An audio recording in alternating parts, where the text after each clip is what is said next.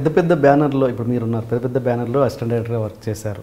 అసలు అలాంటి assistant director అయినప్పుడు మామూలుగా అసలు ఏమీ ఎక్స్పీరియన్స్ లేకుండా ఒక అనుభవంతో, పరిసరాల ప్రభావంతో అలా డైరెక్టర్ అయిన వాడికి ఏదైనా తేడా ఉంటుందా? డెఫినెట్గా వర్కింగ్ ఎక్స్పీరియన్స్ యాక్చువల్లీ అది ఇట్ మ్యాటర్స్ అలాట్. ఎట్లా షూటింగ్ అంటే పెద్ద బ్యానర్లోని మంచి డీసెంట్ ప్రొడక్షన్ హౌసెస్లో అసిస్టెంట్ డైరెక్టర్గా మంచి సినిమాలు చేసిన ఎక్స్పీరియన్స్ ఉంటే అతనికి వచ్చే ఎక్స్పీరియన్స్ చాలా వాల్యుబుల్ ఎక్స్పీరియన్స్.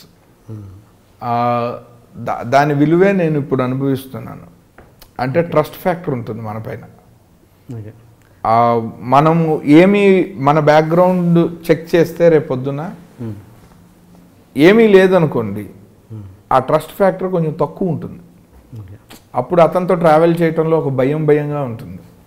నమ్మటము, వినటం, అర్థం చేసుకోవటం అన్నవి ప్రొడ్యూసర్కి ఎప్పుడంటే వాడు బ్యాక్గ్రౌండ్ చెక్ చేస్తే కూడా మనకి వెనకాల ఒక మంచి హిస్టరీ ఉండాలి.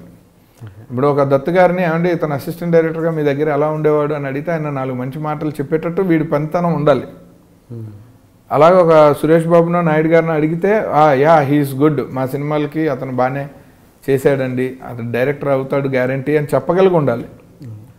అలా చిరంజీవి గారు లాంటి వాళ్ళు నన్ను ఎంకరేజ్ చేయకపోతే నాకంటే చాలామంది తెలియని వాళ్ళు ఉన్నా కూడా నేను అంత తొందరగా డైరెక్టర్ అయ్యి ఉండేవాడిని కూడా కాదు కదా. సో అదే హెల్ప్ అయిందని. బట్ ఫైనల్గా హిట్టే కదా కౌంట్ అయ్యేది. ఇప్పుడు మీరు ఇంత పెద్ద పెద్ద బ్యానర్లో చేశారు, బట్ మీరే అంటున్నారు నేనేం గొప్ప సినిమా తీయలేదు ఇప్పటివరకు. కానీ అలా మామూలుగా ఏం లేకుండా, ఏం ఎక్స్పీరియన్స్ లేకుండా కూడా ఇప్పుడే వచ్చి పెద్ద పెద్ద సూపర్ హిట్స్ ఇస్తున్న వాళ్ళు ఉన్నారు. ఎక్కడ తేడా వస్తుంది? సూపర్ హిట్స్ అన్నది కన్సిస్టెన్సీ ఉంటే భయపడాలి కదా సార్. ఎవరికైనా 1-2 అయినప్పుడు భయం ఎందుకు? అది ఎవరికైనా తప్పదు. ఎవరి కెరీర్ చూడండి, 10 సినిమాల్లో 6-2గా ఉంటాయి. మిగిలినవన్నీ రన్ ఇన్ ద మిల్లేగా, ఆ సర్వైవల్లే కదా. మిగిలినవన్నీ ఆపర్చునిటీ వస్తే గ్రాప్ చేసి చేయటమే కదా. అది మంచి రెమ్యునరేషన్కో, లేకపోతే ఆ టైంకి ఆ హీరో కోసమో, ఆ రిలేషన్షిప్ కోసమో. సో అలా దాన్ని జనరలైజ్ చేయకూడదు. కెరీర్ ఆస్పెక్ట్లో వర్కింగ్ ఎక్స్పీరియన్స్ ఉండటం అన్నది ఏ ప్రొఫెషన్లో అయినా పనికొచ్చే విషయం. అది రేపొద్దున షూటింగ్లో ఒక డిఫికల్ట్ సిచ్యువేషన్ వస్తే మీకు ఆల్రెడీ మీ పాస్ట్ ఎక్స్పీరియన్స్ హెల్ప్ చేయాలి దాన్ని సాల్వ్ చేయటానికో, హ్యాండిల్ చేయటానికో. స్పాంటేనిటీ ఎక్కడి నుంచి డెవలప్ అవుతుందండి? Unless you don't work as an assistant director and prove your metal. మీరు స్పాంటేనియస్ అని నేను ఎలా నమ్ముతాను? సెట్లో ఎవ్రీ టైము మనం రాసింది బ్లైండ్గా 1, 2, 3, 4 లాగా తీయలేము. సడన్గా ఒక పెద్ద హీరోతో వర్క్ చేస్తే ఒక క్వశ్చన్ అడిగితే తెల్లమోహం వేసి రైటర్లకు ఫోన్లు చేస్తే అది అవమానం కింద నేను ఫీల్ అవుతా. అప్పటికప్పుడు I should come up with an alternative so that everybody will be satisfied. అది ఆ ఎక్స్పీరియన్స్ మీకు పని చేస్తే వస్తుంది. ఆ వర్కింగ్ ఎక్స్పీరియన్స్ అన్నది ఎనీ డే వర్క్, అది ఇట్ వర్క్స్ అండి. నేను ఖచ్చితంగా అప్పుడే దాన్ని you can call it career. లేకపోతే ఫ్లూకే. అందులో సక్సెస్ ఉంటుంది, అదృష్టంలోనైనా ఫ్లూక్లో అయినా ఎందులో అయినా సక్సెస్ ఉంటుంది. హార్డ్ వర్క్లో కూడా ఫెయిల్యూర్ ఉంటుంది, అవేమీ ఎక్సెప్షన్ కాదు. బట్ హిట్ ఆర్ ఫ్లాప్ని బట్టి దాని కెరీర్ కింద నేను జనరలైజ్ చేయలేను అంటున్నాను. ఇంకొక ఆపర్చునిటీ రావటం అన్నది మీ వర్కింగ్ ఎక్స్పీరియన్స్ మీదే ఉంటుంది. బట్ మీరు డైరెక్షన్ కంటే మంచి ఎగ్జిక్యూషన్ చేయగలరేనా అన్నది ఇండస్ట్రీలో చాలామంది చెప్పారు నాకు విషయం. డైరెక్షన్ కంటే కూడా ఎగ్జిక్యూషన్ పర్ఫెక్ట్గా ఉంటుంది అన్నది. అంటే నేను విత్ ఇన్ ద టైం తీస్తాను. I respect others money. దాన్ని ఎక్కడ వేరే వాటికి అనవసరంగా పోనీను. మీరు నాకు ₹1 ఇస్తే మీరు దేనికి ఇచ్చారో ఆ రూపాయిలో నేను 10 పైసలు 5 పైసలు కూడా వాడను. ఆ ₹1 మీరు దేనికి ఇస్తే దానికే ఖర్చు పెడతాను, నో మ్యాటర్ వాట్. నా పర్సనల్గా ఏదైనా ఉంటే నేను అప్పులో సొప్పులో చేసి నా తిప్పలు నేను పడతాను, కానీ అది దీని మీద రిఫ్లెక్ట్ కానీను. సో అందుకని మేబీ ఆ పేరు వచ్చి ఉండొచ్చు. బట్ నేను ఆ with in the time shooting చాలా స్పీడ్గా చేస్తాను. ఫస్ట్ ఆఫ్ ఆల్ నాకు షార్ట్ డివిజన్లో కన్ఫ్యూజన్ లేదు. నేను సెట్కి వెళ్తే లొకేషన్ చూడంగానే షార్ట్ డివిజన్ ప్రాపర్గా చేయగలుగుతాను. సో అక్కడ టైం వేస్ట్ చేయను. గంటలు అలా గడ్డం గీక్కొని ఆలోచించి ఈ షాట్ ఇక్కడ పెడితే అలా అక్కడ పెడితే అవి ఏముండవు. ఒక సీన్ చదివిన తర్వాత నా మైండ్లో ఆ ప్రాపర్గా ఆ సీన్కి తగిన షాట్లు డివైడ్ అయిపోవాలి, న్యాచురల్లీ అవ్వాలి. అది దాని మీద ఎక్సర్సైజ్ ఉండకూడదు. ఆ సీన్ని ఈ లొకేషన్లో చేస్తున్నానని ముందరే డిసైడ్ అవుతాం కాబట్టి నేను ఆ సీన్ని హోంవర్క్ చేసేటప్పుడే, చదువుకునేటప్పుడే ఈ లొకేషన్తోనే ఊహించుకుంటాను నేను. సో అప్పుడే నేను ఇందులో ఇప్పుడు అది బ్లాక్ కర్టన్ వాడడం, సో కెమెరా యాంగిల్ అదే అని డిసైడ్ అయితే నాకున్న ఈ ఈ ఈ 180 degreesలో ఇదే నా యాక్సెస్ అని నేను గీతలు గీసుకున్నానంటే ఇంకా నాకు రైట్ లెఫ్ట్ దగ్గర నుంచి కన్ఫ్యూజన్ లేదు, వరుస పెట్టి షార్ట్లు తీసుకుంటే వెళ్ళిపోతుంది. మీకు అసలు షూటింగ్లో తెలియని కూడా తెలియదు. ఆ స్పీడ్ వల్ల మేబీ ఎగ్జిక్యూట్ చేయటంలో బెటర్ అన్న. అంటే మీరు నాకంటే చాలా మంది డైరెక్టర్లు ఇంప్రొవేషన్ని బాగా యాక్టర్లు కనుక ఇఫ్ దే కమప్, నేను కెమెరా కట్ కూడా చెప్పాను కొన్నిసార్లు, వాళ్ళు బాగా చేస్తుంటే నేను పక్క నుంచి అందిస్తాను ఇంకా ఎక్స్ట్రా డైలాగో ఇంకొక ఎమోషను, సడన్గా ఇక్కడ షాక్ అవ్వండి ఇందులో నుంచి ఆ చేంజ్ ఓవర్ బాగా వస్తుంది అనిపిస్తే నేను అందుకే మానిటర్ చూడను. I don't believe in watching monitor అండి, నాకు మానిటర్ పడదు యాక్చువల్లీ. నాకు ట్రస్ట్ ఫ్యాక్టర్ మీద షూటింగ్ నడవాలి, నేను నా కెమెరామెన్ని బిలీవ్ చేయాలి, నా ప్రొడ్యూసర్ నన్ను బిలీవ్ చేయాలి, నేను నా ఆర్టిస్ట్ క్యాలిబర్ని బిలీవ్ చేయాలి. అది కొంచెం పాతకాల పద్ధతి.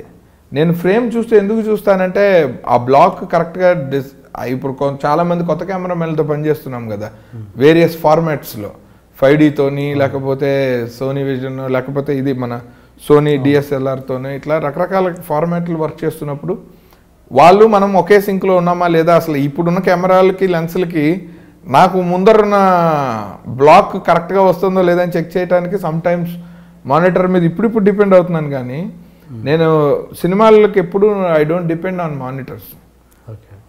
సో నేను కెమెరా పక్కనే ఉంటాను ఎప్పుడు, నాకు నా ప్లేస్ అది, నాకు అది ఇష్టం. నాకు ఆ పర్సనల్ ఇంటరాక్షన్ ఇష్టం సెట్లో అందరితో. లైట్ మ్యాన్ కూడా నేను దగ్గరికి వెళ్ళి మాట్లాడతాను, అది నాకు బాగా అంటే చిన్నప్పటి నుంచి నా అలవాటు.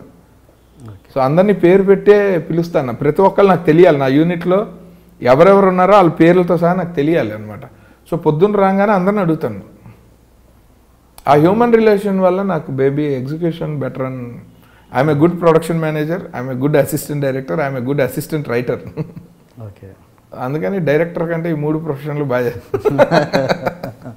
పూరి జగన్నాథ్ లాగా ఒక బిఫోరే ఒక 20-30 కథలు చేసుకొని ఇండస్ట్రీకి వచ్చి వరుసగా ఆ కథలు తీసుకుంటూ వెళ్ళడం కరెక్టా, లేదంటే మనకు ఉన్న పరిస్థితుల ప్రకారము ఏదో ఒక ఇన్స్పైర్ అయ్యి అప్పటిదప్పుడు హిట్స్ వస్తున్న కొద్దీ అప్పటిదప్పుడు ఇన్స్పైర్ అవుతూ చేస్తూ వెళ్ళడం, ఏది కరెక్ట్ విధానం, ఏది గొప్ప విధానం? 20 కథలు రాశాకైనా 21వ కథ కూడా మళ్ళీ ఆయనే రాసుకోవాలి కదండి. అంటే ఆయనకి బ్యాంకింగ్ ఉంది. బ్యాంకింగ్ ఉండటం వల్ల మేబీ కథలు ఎక్కడ వర్కౌట్ అవుతుంది ఎక్కడ వర్కౌట్ అవుతుందని అన్ని చోట్ల తలోటి చెప్పే ఫెసిలిటీ ఆయనకు ఉండొచ్చు. కానీ నాకు జెన్యున్గా ఆ ఫెసిలిటీ లేదు. అంటే నేను పర్సనల్గా నమ్మేది ఏంటంటే ఇవాళ నేను నెక్స్ట్ ఏం పని చేస్తున్నానో నా ఫోకస్ దానిపైనే ఉంటే నేను బాగా చేయగలను. నా పర్సనల్ అనుభవంలో నాకు రేపు నా వర్క్ ఏంటో నాకు తెలిస్తే నేను ఆ ఒక్కటే ఆలోచించగలను. సో ముందరే ఒక 20 కథలు తీస్తానో తెలియకుండా నా వల్ల కాదు. అంటే నేను బేసిక్గా కథలు చదవటం నుంచో సినిమాలు చూడటం నుంచో నా ఐడియాస్ ఎలా ట్రిగ్గర్ అవుతాయో నాకు జెన్యున్గా తెలీదు. ఒక ఫ్లాష్ నన్ను ఎగ్జైట్ చేసినప్పుడు అదొక రైటర్తోనో ప్రొడ్యూసర్తోనో షేర్ చేసుకుంటే సినిమా అవుతుంది. అది దాన్ని నేను ఒక జనరల్ రూల్ లాగా ఫ్రేమ్ చేయలేకపోయాను ఇప్పటిదాకా. రైటర్ డైరెక్టర్ ఒకళ్ళైనప్పుడు స్క్రిప్ట్లు రాసుకోవటంలో తప్పులేదు. బట్ నేను పర్సనల్గా I'm only A director, I'm not a writer. So నేను ఒక స్క్రిప్ట్ నా ఫెసిలిటీ కోసం నేను మీకు కమ్యూనికేట్ చేయటం కోసమే నేను ఒక వెర్షన్ రాసుకుంటా. అంటే నేను ఏమనుకున్నానో మీకు చెప్పాలి కదా, అందుకు రాస్తాను తప్ప నేను నా వెర్షనే సినిమాగా తీయను, అసలు ఎప్పుడూ తీయను. నేను I believe in others contribution. So I depend on my writers, I respect them. ఖచ్చితంగా నేను ఒక ఐడియా చెప్తే నాకు రైటర్స్ పర్సూట్ బ్రదర్స్కి బాగా తెలుసు, ఇది ఏడిసినట్టుందయ్యా అంటారు వెంకటేశ్వరరావు గారు. వెంటనే నేను I come up with some other option or వాళ్ళు చెప్పింది తీసిస్తాను. సో ఆ డిస్కషనే నాకు ఇష్టం about the film. Please subscribe to iDream. Please subscribe for more videos.